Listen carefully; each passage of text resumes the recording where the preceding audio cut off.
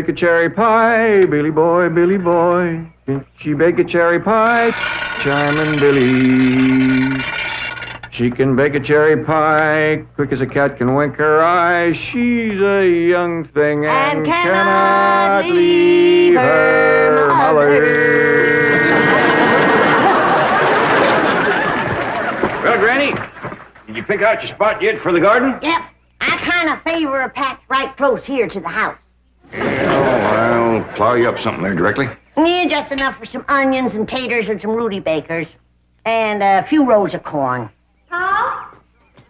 Morning, Granny. Paul, can I help you with the plowing and the spading? Well, Ellie, I'd rather you put on one of them pretty dresses that Miss Hathaway got you. But, Paul, I can plow better in these clothes. Means for plowing. You know, Ellie, I'd like you to wear one of them dresses kind of regular. Wouldn't you, Granny? You're mighty fetching in a dress, Ellie. Prettier than a tub of fresh churned butter. Paul, if I go to wearing them dresses, Jethro will make fun of me. I reckon he hadn't better. Now, you run along and put on something with skirts. All right, but he hadn't better make fun. He won't. You know, speaking of Jethro, I think he's got himself a sweetheart. The banker's secretary? That's right. They was out together last night. What'd they do? Well, I don't rightly know for sure, but it was something to do with bowls. All you do with bowls is eat. Yeah, I reckon that's what it was then. She said she was going to take him bowling. You know, Jed, I kind of like that Miss Hathaway. Yeah, I think she kind of likes us, too. Oh, those marvelous Clampets. Those simple, rugged mountain people.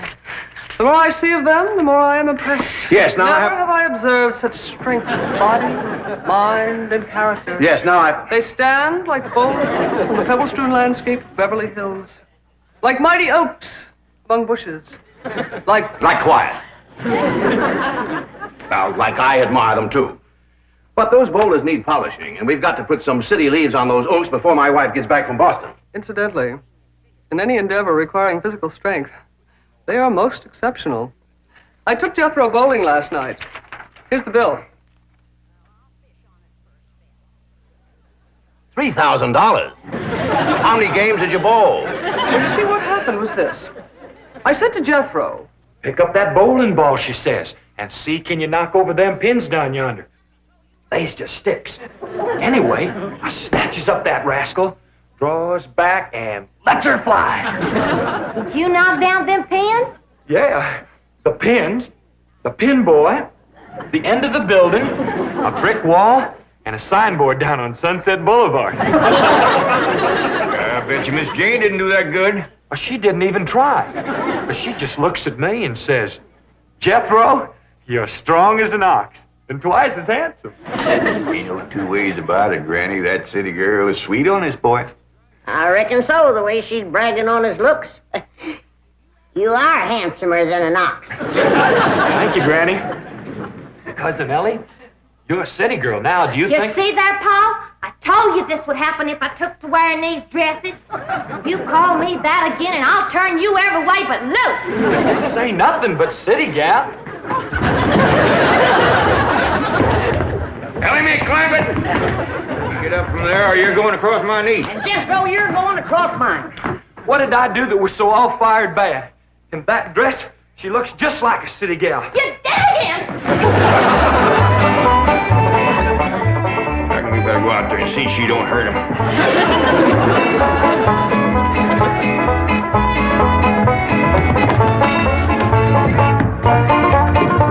Ellie Mae! Maybe me, Ellie Mae! Jethro, now that we living in a city, you got to learn to use the steps.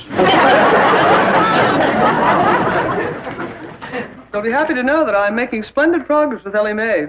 She's turning into quite a lady. Fine. But it's Jed, Granny, and Jethro we've got to work on. Clothes, manners, the works. What have you done about servants? That's a problem, Chief. They're basically opposed to the whole idea of able-bodied people letting others do their work for them. Well, that's a refreshing attitude. But we've got to get a skeleton staff in there somehow. A combination butler and valet for Jed and Jethro, who help them assemble a wardrobe, teach them how to... Ravenswood. Your butler? Oh, he's never been my butler. Came with my wife like an overweight dowry. Been in her family for years. And with Margaret in Boston, I can certainly spare him, plus her upstairs girl, Marie. I doubt if you can sell Mr. Clampett on the idea of servants. Get him on the phone. I'll make him think he's doing me a favor by taking him off my hands for a while. Right, Chief? She had not have thrown me down on my head like that. What if I'd have been carrying a frog in my hat? You ain't supposed to be wearing your hat in the house. Well, Granny, where's a fella gonna carry a frog? They jump out of your pockets. Hello? Oh, howdy there, Mr. Drysdale.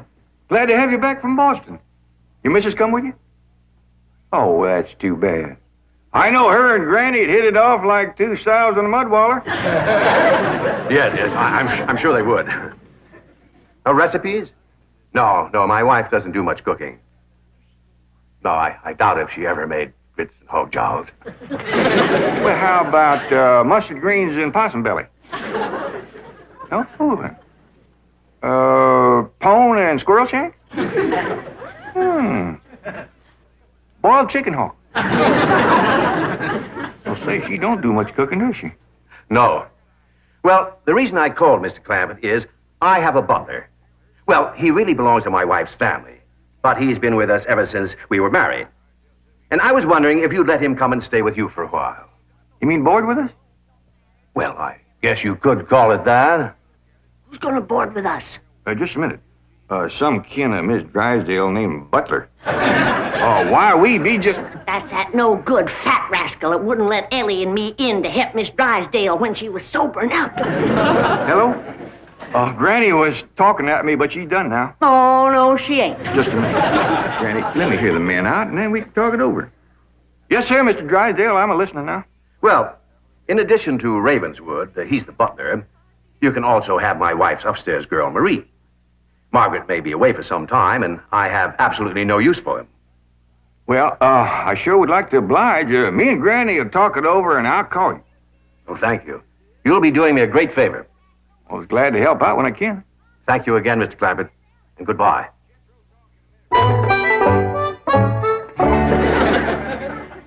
Is somebody coming to live with us, Uncle Jed? Maybe, Jethro, maybe. Why don't you go out and make up with your cousin Ellie? Okay, Uncle Jed. All right, Jed. Let's have it. We gonna board that butler fella? Well, Mr. Drysdale will take it mighty kindly if we did. He says he ain't got no use for him. I don't like him myself. Granny, you only met him once. Once was enough. I asked him real nice. I said, are you a-doing for Miss Drysdale that she's feeling poorly? Are you doing the washing and the scrubbing and the cleaning for her? And he looks right down his nose at me and says, Madam, I am a butler. I reckon he is proud of his name. Kind of fancy. Ravenswood Butler. I don't care if it's Stonewall Jackson. And I think Mr. Drysdale has a lot of gall to ask us to take his wife's kinfolks off his hands. Well, now, I'm mighty beholden to him. You know he's keeping my $25 million in his bank, and he ain't charging me 1 penny to do it. That's his business. You didn't ask him to do it. Well, now, Granny, if it was just Mr. Butler, I might agree with you, but there's a sad side to the story, too. What's that? Well, you've heard of Mr. Drysdale speak of his stepson. That's his wife's boy by her first marriage. The one they call Sonny? Yeah. Well, it seems she's got a girl, too. And there must be something wrong with her. What? Well, I don't know, but they keep her upstairs. Oh. Yeah. He spoke of her as my wife's upstairs girl. The poor thing. Her name's Marie, and he'd like us to take her and Mr. Butler. Doggone it, kid. We got enough to do to take care of this big place without... He didn't say what was ailing her, huh? Well, no, but if you ask me, they ain't eating right over there. No. You know what Mr. Drysdale told me? What? His wife ain't never cooked grits and hog jowl. Ah, go on. That's a fact. Nor mustard greens and possum belly. Nor pone and squirrel shank. Nor even boiled chicken hawk. Land of mercy. You can't hardly blame Mr. Butler for getting a mite cranky. Man don't eat right, he gets that way. Well, dear, I reckon it won't do no harm to take him in for a spell. Granny, for such a little woman, you got an awful big heart. Well, I feel sorry for the poor girl. But the first time that fancy pants Mr. Butler looks down his nose at me, I'm gonna chuck him in the cement pond.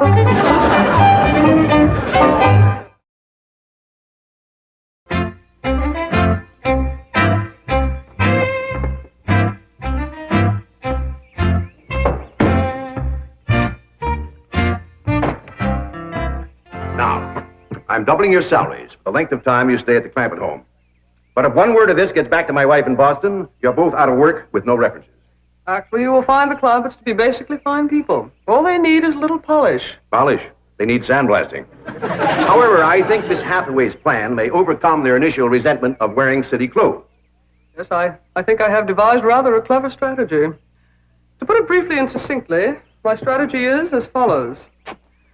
I shall propose to the Clampetts that they sit for a family portrait. As you know, my hobby is painting. Now, I shall suggest to the Clampetts that their attire match their background, which is, of course, their beautiful mansion. They will no doubt see the logic of my didactic approach, accede to my wishes, don suitable raiment, and, once they have seen themselves thus attired, take... We're in. Let's go. We forgot to dust the stair rail. I'll do it, Granny.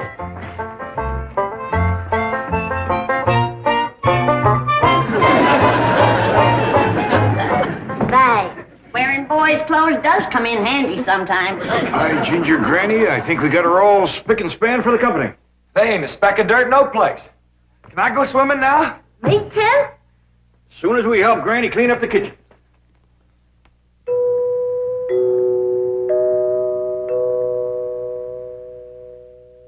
There goes that music again. Sure is pretty. You ever find out where that comes from? Know 'em, Granny. Every single time I commence to looking for it, somebody comes to the door. Nobody to the door now? There will be. You'll see.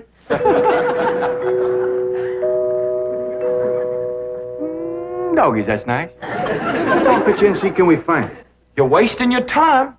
I'm a-telling you, before you can find it, somebody will come to the door. There, you see?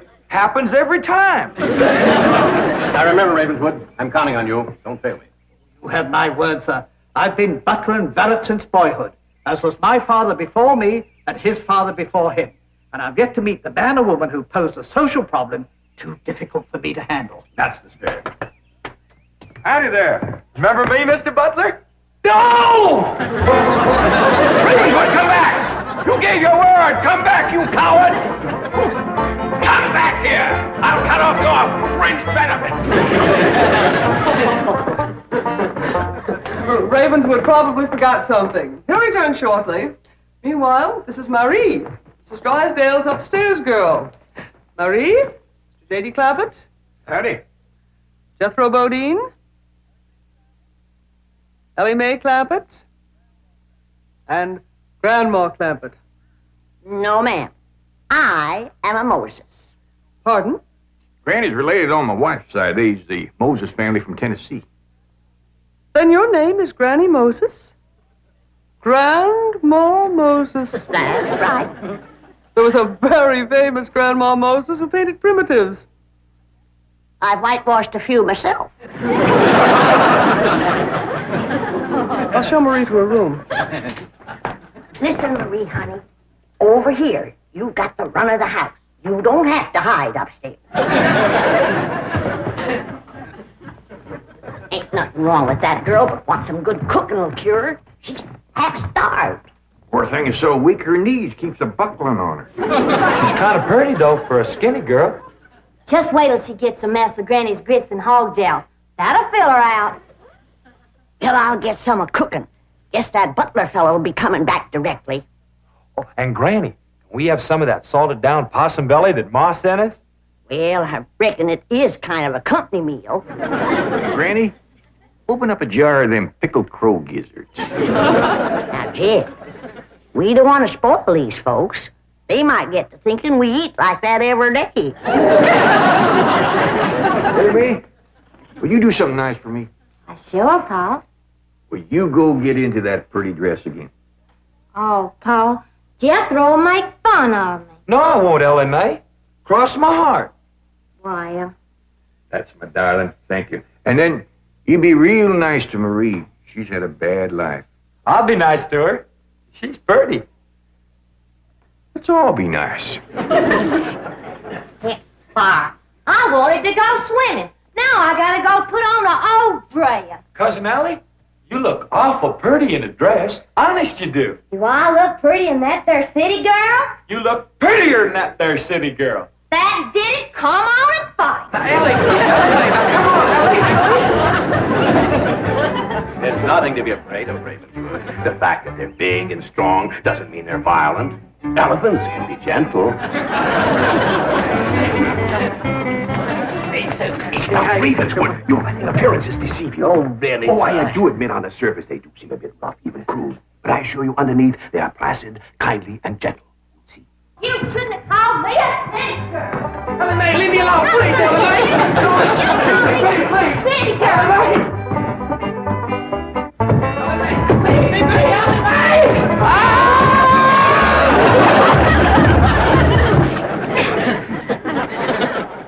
Mr. Butler, don't never say anything nice to that girl. She'll kill you. Ravenwood, come back here. Coward! Come back! You promised! Ravenwood! I found her granny when Mr. Drysdale said he didn't have no use for Mr. Butler. He sure wasn't fooling. I just seen him cut through the brush chasing him with a stick. If Mr. Butler gets sassy with me, I'll chase him with more than a stick. Jan, Ellie throwed me down on my head again. If she don't stop that, I'm gonna get a headache. Stop riling her, Jethro. But golly, all I said was she's pretty. That ain't no call to bust a fella's head. Pardon. Oh, howdy, Marie. Hi, Marie. Are you hungry, darling? No, madame. I'm whooping up something here that'll just set your mouth to watering. Put some strength in your limbs, too. Tell her what it is, Granny. A great big mess of grits and hog jowls. And salted down possum belly. Oh, pickled crow gizzards. How you like that? Don't tell me that child ain't hungry. Why, she's ready to drop in her tracks. Set her at the table and I'll dish up a mess. No, please. I only came in to bring you a message from Miss Hathaway. She's preparing to paint a family portrait, and she wishes to know if you all will sit for her. May I tell her that you will sit for her? Well, yeah, I reckon we'll do that. Merci.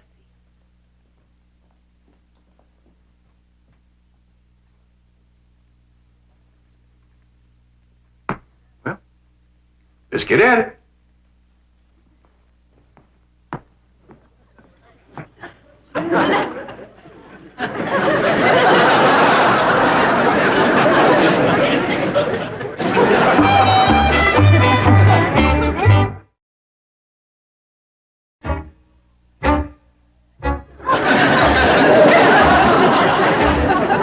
It's all right to talk while we're sitting. Yeah, I reckon. Found out something about Marie.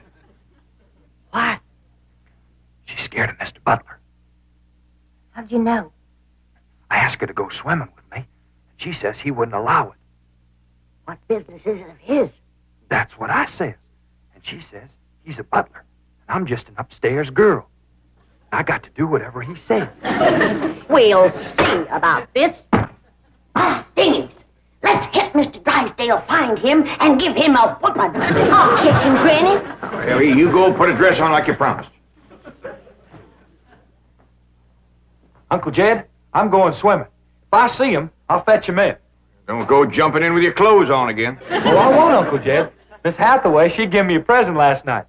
She says it's something special for her to go swimming in. What'd she give you? Oh, pair of trunks. You go swimming in the cement pond. Boy, it's too big to go swimming in a trunk. Ed, In a pair of 'em. I got a feeling that Mr. Butler feller is going to be trouble. Yeah, we can handle him. Well, I still say that I think Mr. Drysdale has a lot of nerve to ask us to board his wife's relations. Maybe he just fed up. Man can get awful tired of having his wife's kin underfoot all the time.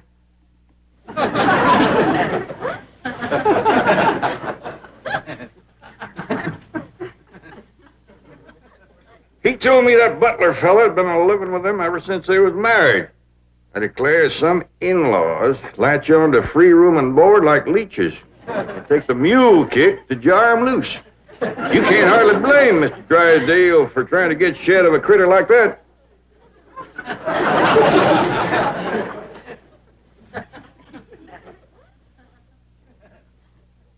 Is that the way you feel? You bet it is. I'll see how fast I can get packed. I'll get out from underfoot just as quick as I can. No, Jed. I know when I'm not wanted. It don't take no mule kick to get shed of me. Darnation, Granny, I wasn't talking about you. We couldn't get along without you. No, Jed.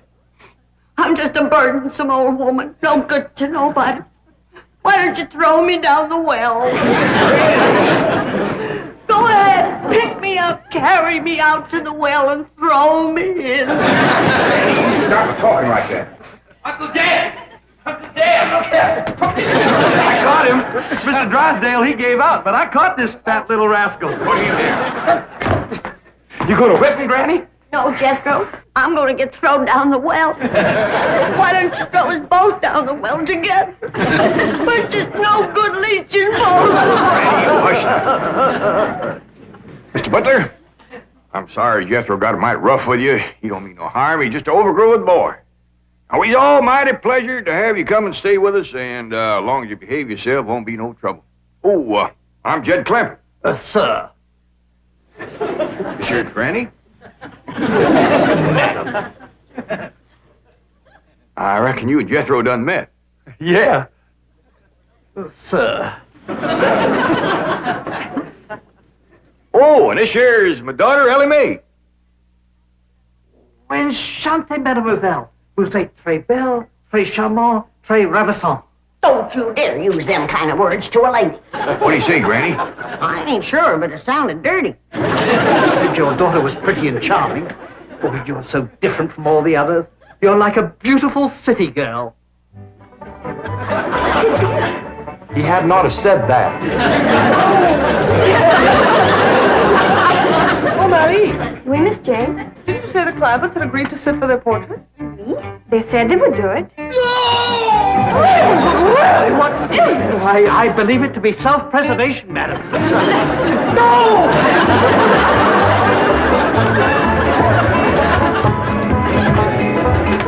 Don't take to the stairs, she'll catch you sure! I say now, let me go, now, really. No! Sounds like Ellie got him. Afraid so. Will somebody please tell me what is transpiring? Uncle Jed! Ellie throwed him all right, but I caught him before he hit the floor. So here you are. Well, now, everything seems to be fine.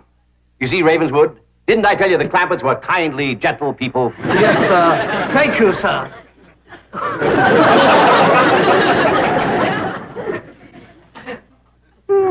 We're gonna have to feed up both of them, Granny. His knees is buckling, too.